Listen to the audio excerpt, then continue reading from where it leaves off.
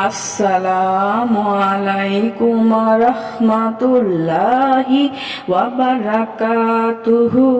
সুপ্রিয় সম্মানিত দর্শক ও শ্রোতা, আশা করি মহান রব্বুল আলামিনের দয়ায় আপনারা সকলেই ভালো আছেন। সুপ্রিয় সম্মানিত দর্শক ও শ্রোতা, আজকে হযরত আব্দুল্লাহ ইবনে ওমর রাদিয়াল্লাহু তাআলা আনহু থেকে একটি ঘটনা বর্ণনা করব। ঘটনার শিরোনাম হচ্ছে, এই শাস্তি কিয়ামত পর্যন্ত চলতে থাকবে।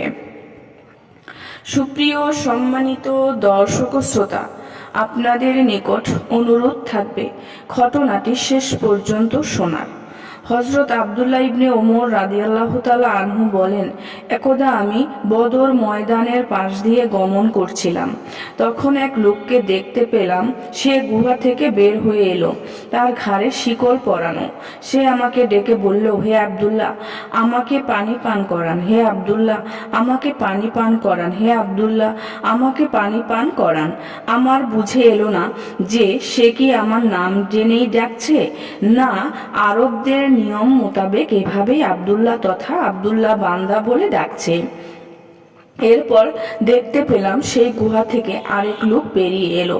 তার হাতে একটি লাঠি ছিল। সে আমাকে বলল, হে আব্দুল্লাহ, তাকে পানি পান করাইও না, সে কাফের।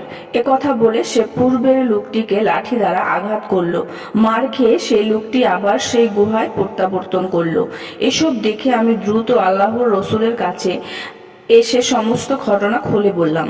আল্লাহর রাসূল সাল্লাল্লাহু আলাইহি ওয়াসাল্লাম আমাকে বললেন, সে হলো আল্লাহর দুশমন আবু জাহেল। কিয়ামত অবধি তার এই আযাব চলতেই থাকবে। সুপ্রিয় সম্মানিত দর্শক ও শ্রোতা, আজকের ঘটনাটি এই পর্যন্তই। ঘটনাটি যদি ভালো লেগে থাকে অবশ্যই চ্যানেলটি সাবস্ক্রাইব করবেন, লাইক করবেন, কমেন্ট করবেন এবং বেশি বেশি শেয়ার করে দিবেন। সবাই ভালো থাকবেন। আল্লাহ হাফেজ।